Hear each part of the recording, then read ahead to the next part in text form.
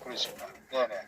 자, 저부터 먼저 가만히 있어. 오늘은 그 큰 제목이 내려옵니다. 국민이 원한다라고. 자, 잠깐요. 제목, 우리 김동현 박사님 논평 제목 들어가겠습니다.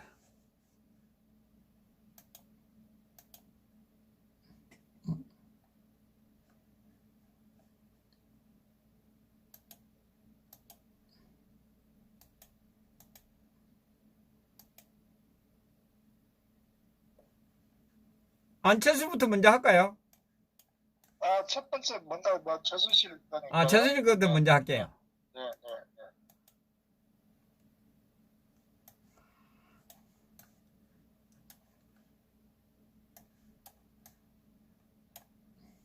네. 예. 예, 말씀하십시오. 어쨌거나 지금 현재 나라가 혼란 아닙니까? 근데 모든 어떤 출발점은 탄핵이기 때문에 예. 사실 그럼에도 불구하고 탄핵에 대한 국민들의 아직도 의식은 예. 아직도 아마 상당한 부정적 의식이 많을 거예요. 예, 예. 그렇지. 특히 시골에. 예. 시골뿐만 아니라 전체 수도권도 마찬가지지만 대부분의 정치에 관심 없는 사람들 또는 순수하게 진보라고 표방하는 사람들조차도 어쨌거나 예. 탄핵은 여전히 정당했다 이런 인식을 갖고 있잖아요. 사실 좌파나 중도를 우리가 비판할 것도 없이 근데 자한당 내 정치 세력조차도 탄핵에 대해서 묻고 가자는 이런 입장이기 때문에 한번 국민들은 어떻게 보면 지극히 당연하다 예, 이렇게 현실적으로 우리가 어떤 판단을 해야 되는데 자 저는 말씀드리고 싶은 것은 이 탄핵의 어떤 부분에 대해서 수없이 많은 아마 법률가든 최근에 어떤 탄핵에 대한 여러 가지 백서 책으로 많이 나오고 있잖아요. 예. 근데 결국은 뭐냐면은 이 탄핵을 결론적으로 탄핵을 바로잡지 않으면은 저는 대한민국이 바로 설 수가 없고 우파가 바로 설 수 없다. 여기에서 출발하는 겁니다. 예. 그래서 우리가 한번 복기를 해보자면은 어쨌든 탄핵 부분에 대해서 일반 국민들 예. 또 어떤 언론에 그대로 맹목적으로 언론을 통해서 자신의 판단 없이 그대로 믿었기 때문에 아직도 지금 탄핵이 진행 중이다. 이렇게 저는 보고 싶거든요. 네, 예, 그렇습니다. 예.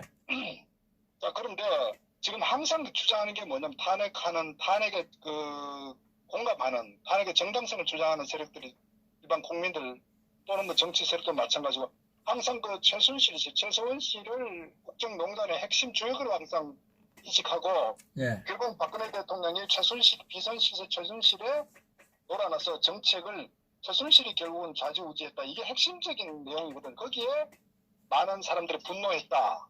예. 이제 이 부분이 핵심적인 것 같아요. 일종의 마녀 사냥을 한. 예. 그런데 이제 일부 많은 그래도 좀 관심 있게 탄핵 사태를 리뷰를 해보는 사람들은 이건 문제가 있구나 하는 부분에 이제 인식을 하는 분들도 계시는데 아직은 전체적으로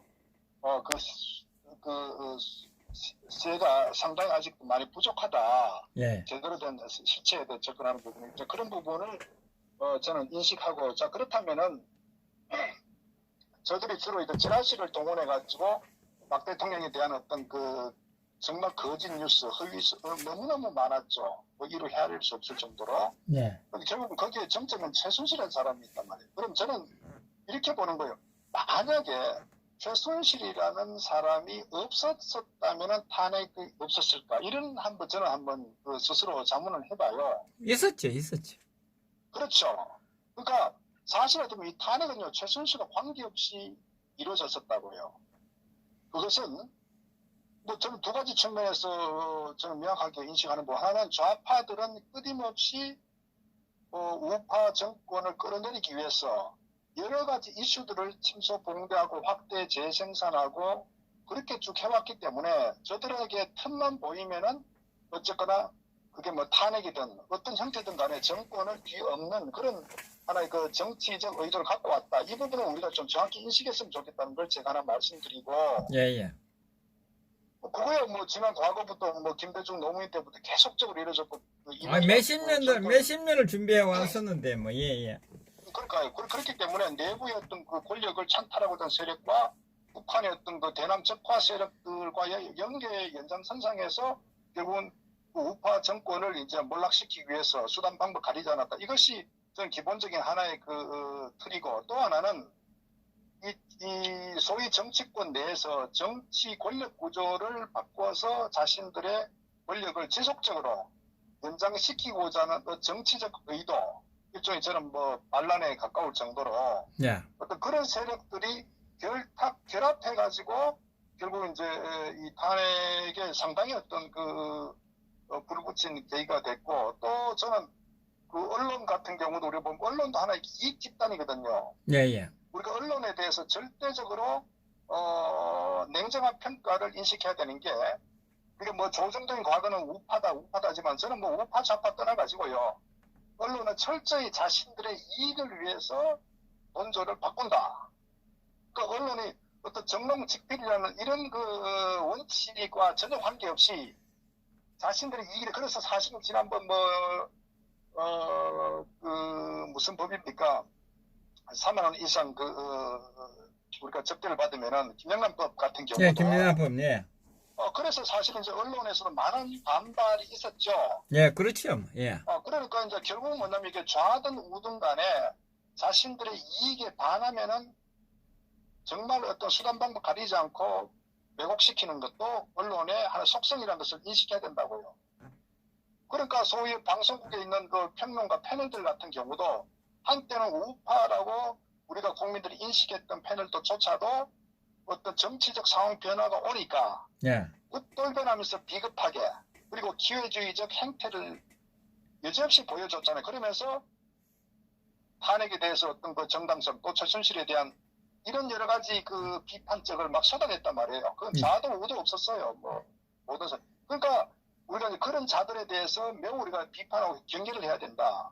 그래서 어떻게 보면은 결국은 이런 그 기회주의적이고 부안해동하는 이런 그 정치 패널들, 평론가들, 또 정말 그 언론, 어떤 정도의 언론을 벗어난 자신의 이익에 따라서 예. 어떤 그 논조를 만들어가는 이 세력들이 같이 결합해가지고 결국 탄핵이 이루어졌는데, 저는 역설적으로 보면요, 박 대통령은 저는 역대 뭐 물론 박정희 대통령, 그 이승만 대통령도 계셨지만은 나름의 각자의 시대적 상황에 따라서 최선을 다했습니다. 근데 저는 또 이 박근혜 대통령 같은 경우 어느 누구보다도 국가와 국민을 가장 사랑했고, 가장 어떤 국가 발전을 위해서 본인의 어떤 할 수 있는 모든 것을 벗어 던지는 그런 저는 그 리더였다. 저는 이렇게 평가를 하는 거예요. 그렇기 때문에 본인이 어떤 그 정말 그 집권 이후에도 일가 친척도 전혀 그 청와대 출입을 금할 정도로 예, 예. 굉장히 사실은 어려운 거거든요. 정상적인 어떤 그 인간으로서 예. 한다고 해서 그만큼 국가 발전과 국민을 위해서 저는 통치의 어떤 핵심적 가치를 두고 있었다. 저는 이것이 박 대통령의 어떤 기본적인 인식이었고, 또 실제 우리가 인식해야 되는 4대 개혁 같은 경우도 사실 저도 이렇게 보면 굉장히 매우 중요한 게, 그 당시 4대 개혁 같은 경우는 사실 이제 경제 부분과 어떤 국가 재무와 어떤 미래 발전에 대한 초점 맞춘 거죠. 그러니까 이 노동법을 개정하지 않으면 이 민주노총을 그냥 뒀을 때는 국가 경제가 파탄난다는 걸 명확한 현실이었다고요. 기업들이 도저히 어떤 그 경영할 수 없을 정도로 대한민국의 이 악질 노조가 이 기생을 했기 때문에, 그래서 이 문제에 대해서 매우 어렵지만 이 노동법 개혁에 대해서 굉장히 중요한 그 국가적 정책 아젠다로 뒀었고, 또 하나는 이 공무원연금이라는 것도 사실 너무너무 중요합니다. 왜냐하면은 대한민국의 어떤 그 구조 자체가 그 어떤 그 고령화 사회에 접어들면서 저출산 고령화 사회에 접어드는 국가적인 상당히 이 문제를 우리가 안고 있어요. 그러다 보니까 고령화되면서 정부에서 그 연금에 대한 부분 부담이 커지고, 또 이 저출산되니까 생산량이 떨어지니까 결국은 또 이 정부 세수의 문제가 발생. 이 문제가 결국 지속되게 되면은 결국 국가가 이제 부도 사태 갈 수 있는 매우 중차대한 상황이기 때문에 그게 공무원 연금이란 거는 어쨌거나 너무나 큰 비중을 차지하고 있기 때문에 이 문제를 개혁하지 않으면은 대한민국 미래가 없다. 저는 이런 리더라면요, 당연히 욕을 먹더라도 국가와 국민을 위해서 앞으로 저는 어떤 정책을 시행해 나가는 게 저는 정말 지도자의 가장 중요한 덕목 중에 하나다. 이렇게 보거든요. 네. 그런 관점 봤을 때 소위 박근혜 대통령의 어떤 정책 방향 이런 거 봤을 때 우리가 한치의 어떤 의심할 필요가 없다. 그만큼 사실은 개혁이나 공무원들과 어떤 대책전에 쓸 수도 있고 또 이 김영란도 통해서 많은 이해 당사자들을 통해서 적으로 돌릴 수 있고 네. 국민들이 싫어하는 이런 정책을 펴왔기 때문에 결국 거기에 저는 그걸 이용한 정치 세력들 또 언론들 결국 이 세력들이 이 정말 어떤 국가와 국민을 위한 대통령을 강제로 이끌어내는 저는 역사상 최악의 어떤 어리석은 국민들이 저지른 그런 하나의 저는 폐악이다 이렇게 저는 규정을 하거든요. 그래서 그 부분에 대한 실체를 좀 정확히 인식했으면 좋겠다는 부분 하나 있고. 네. 자, 그런데 제가 드리고 싶은 말씀, 결국은 왜 최순실이라는 부분이 결국은 탄핵의 어떤 도화선으로 작동했냐면은 결국은 저 좌파들 말씀드렸다시피 끊임없이 우파 정권을 몰락시켜서 좌파의 어떤 장기 집권, 북한과 연계, 이 문제들은 저들은 끊임없는 하나의 정책 노선이었거든, 정치 노선이었고. 네. 자, 그런데 어쨌거나 그렇기 때문에 이 세월호 사건 같은 경우도 말도 안 되게 정말 우리가 침소봉대하고 정말 국가적인 엄청난 피해와 손실을 갖도록 정치권에서 악용을 했지 않습니까? 예, 예.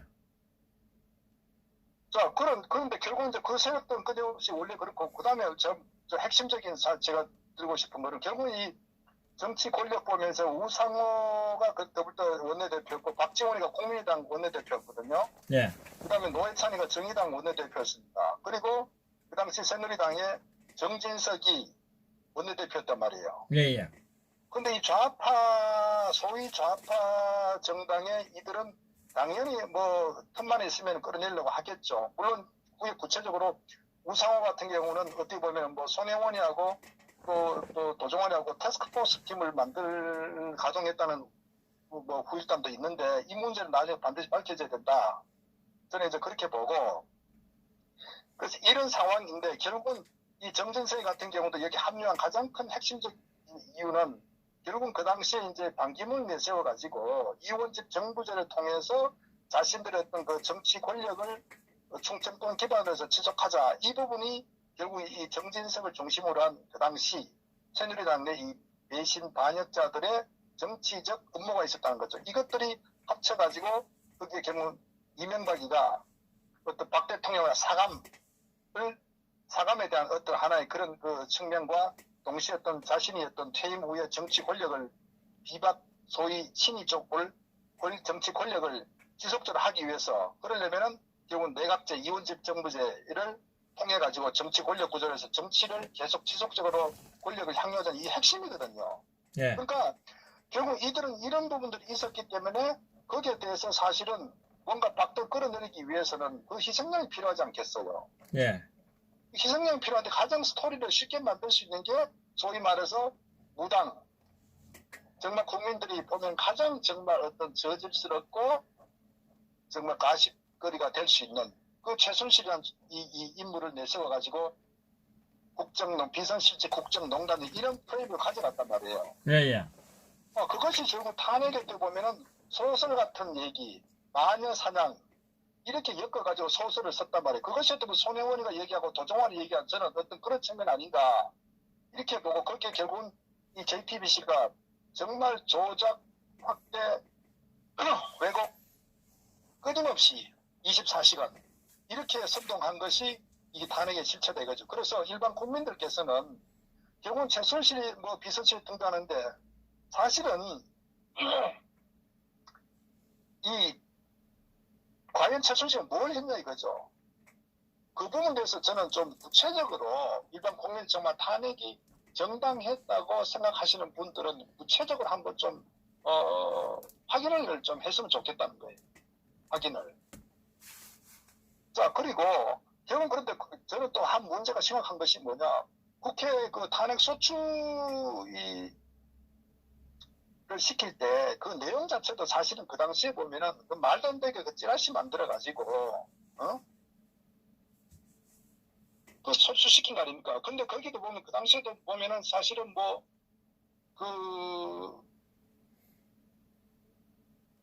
박 대통령의 어떤 그 뇌물죄, 뭐 삼성의 뇌물죄라는 것도 그 공동체, 최종적 공동체로 엮어가지고 결국은 말 3마리를 가지고 그것이 궁극적으로 박 대통령 뇌물에 해당된다고 해서 그 문제를 가지고 이제 소추시킨 부분이 또 가장 큰 것 중에 하나거든. 뭐 세월호 사건도 있었죠. 그러니까 어떻게 보면 구체적으로 이미 많은 구체적인 사실들이 나와 있지 않습니까? 예.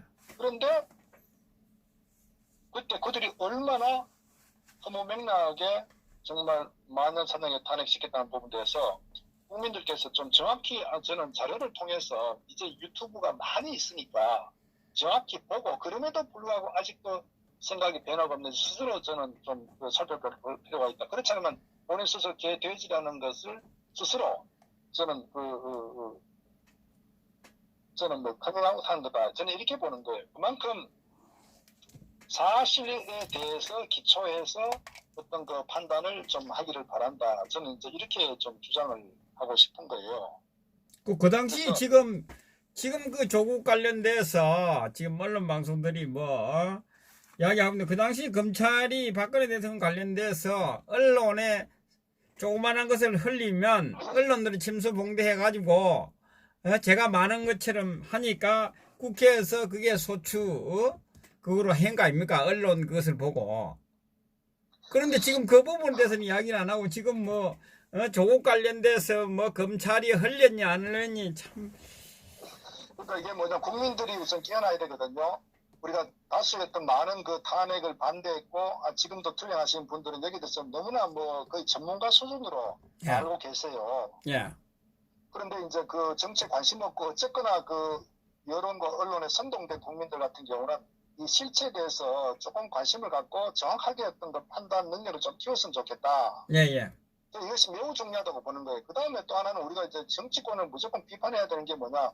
정치 세력들이 지금 자한당 내에서 탄핵에다 묶고 가자는 부분은 역설적으로 자신들의 잘못이 드러나기 때문에 그것을 결국은 이슈화 시켰을 때 자신들의 설 자리가 없고 거기에 대한 정치적 책임, 사법적 책임을 면할 수가 없기 때문에 저들은 묶고 가자는 거거든요. 네. 그래서 이들이 정말 자신이 있으면 자신들이 탄핵 소추 이 소추를 헌재에다가 가결식 헌재에다가 이제 그 넘길 때 결국 뭐냐면은 지금 보면 실체가 없어요. 실체가. 저들도 최순실이 이순실 천만에 그 다음에 뭐 국정농단 했다는데 국정농단이 구체적인 뭐냐? 뇌물죄? 뇌물죄 뭐 지금 얼마 전에 그 대법에서 그 파기환송시킬 때 핵심적인 그 부분이 그냥 헌법재판 이들도 반드시 다 단죄를 받아야 됩니다. 왜냐하면은 저도 이제 그 이영재 변호사 후에 이제 그 인터뷰를 봤는데 이 말의 소유권이 분명히 삼성의 소유권 돼 있다고 그 계약서에 명시가 돼 있더라고요. 명시가 돼 있고 완전 소유라고 돼 있고 구체적 관로 열고 완전 소유라고 돼 있는데 그건 뭐냐 어떤 경우든 이거 소유권은 삼성 거다. 명확하게 계약서에 명시돼 있어요. 그러면 우리가 이 타인간 거래에 있어 가지고 어떤 객관적 판단할 때 문서를 갖고 올 때 계약서를 준용하지 않습니까? 네. 그 계약서에 말이 삼성 거예요. 그러면 그거는 뇌물이 아니고 더더구나 최순실과 박 대통령은 전혀 관계가 없을 뿐더러 또 설사 최순실이 막말 뇌물을 얻었다 하더라도 관계없고 그 두 번째는 최순실이 삼성으로부터 말의 어떤 그 어떤 성남 스포츠 후원적 차원에서 원래 삼성이 했기 때문에 그 당연히 소유권은 삼성이고 그 정상적인 어떤 그 기업의 어떤 스폰서하는 그 외에도 대한민국의 많은 스포츠를 기업에서 스폰서하듯이 그 연장선상에서 전혀 벗어남이 없고 이렇게 삼성 같은 경우는 법리적으로 워낙 철저하게 하는 기업이기 때문에 자신들 잡힐 일을 전혀 하지 않는 게 삼성그룹이에요. 삼성 법무팀은 워낙 강한 팀들이기 때문에 그렇게 그러니까 계약서도 있음에도 불구하고 대법에서 그걸 여전히 뇌물로 인정했다는 얘기는 결국은 두 가지 측면이 아닌 게 하나는 이 대법에 이 소속된 그 사람들이 현 정권의 완전히 노예가 돼 있는 이 좌파 세력이라는 것을 정말 어떤 그 하나의 반증하는 거고, 두 번째로는 저는 이 좌파들이 어떤 상당한 압력을 넣을 수밖에 없다. 왜?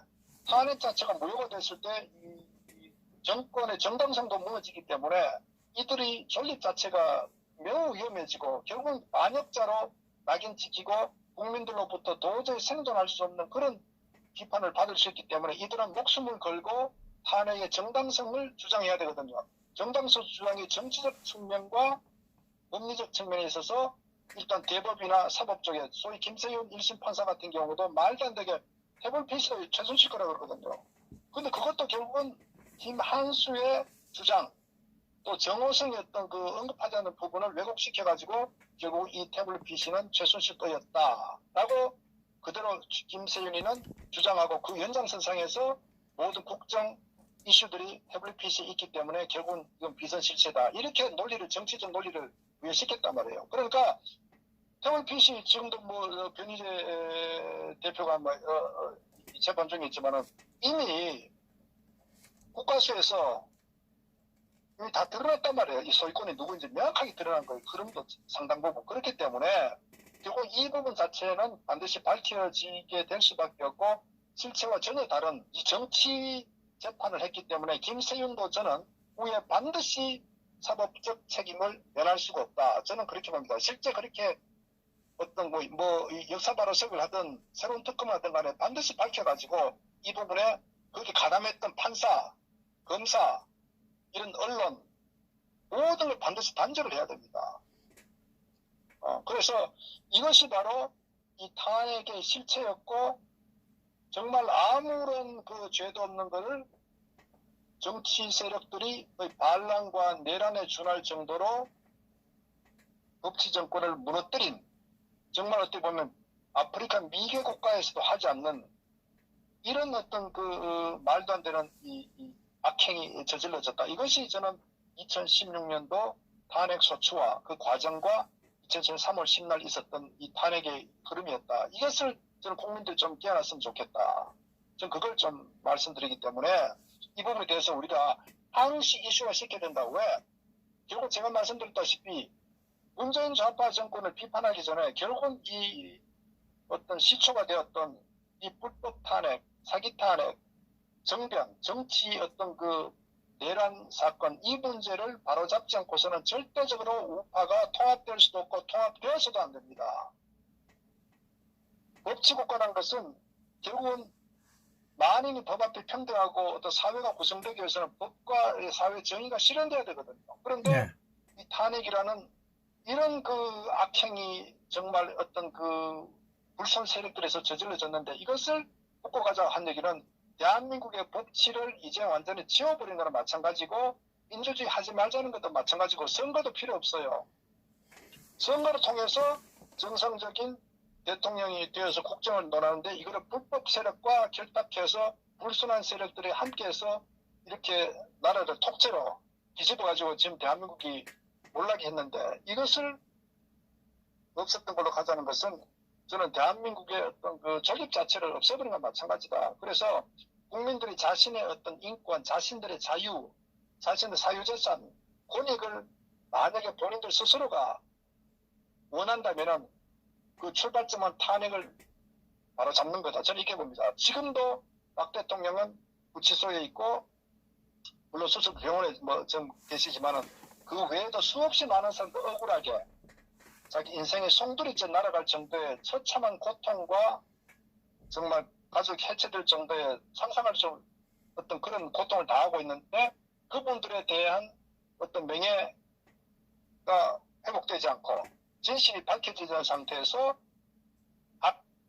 어떤 악행을 저지르는 세력들이 여전히 판을 치고 그들에 의해서 이대로 진실이 묻혀지는 이렇게 그렇게 국민들이 동조를 한다면은 그것은 그 정치 세력 나와 관계없는 그 일이 아니라 그 사건이 나와 직접 항시 언제든 나의 어떤 상황이 될 수 있다는 이런 인식 가져야 된다는 거죠. 국민들이 자기 자신의 피해가 없으면은 무관심하다. 절대 그래서는 되지 않는 거예요. 그렇게 되면 결국 정치 권력들, 이 사악한 집단들은 또다시 자신들의 정치 권력을 위해서 국민들을 이용하고 반대 세력들을 숙청하고 이게 지금 민주주의 이 시대에서 있을 수 없는 이런 그 행위가 이루어지기 때문에 이것을 바로잡지 않으면은 저는 대한민국은 한치도 앞서갈 수도 없고 저는 앞서 나가서도 안 된다. 선거라는 건 아무 의미 없다는 거예요. 그래서 가장 근본적인 어떤 그 법치발을 세우고 정의발을 세우는 데 있어서 이 탄핵 문제를 저는 뭐 앞으로 수십 번, 수백 번, 수천 번 다시 우리가 그 문제 제기를 하더라도 부족함이 없을 정도로 반드시 이 문제는 짚고 넘어가야 된다.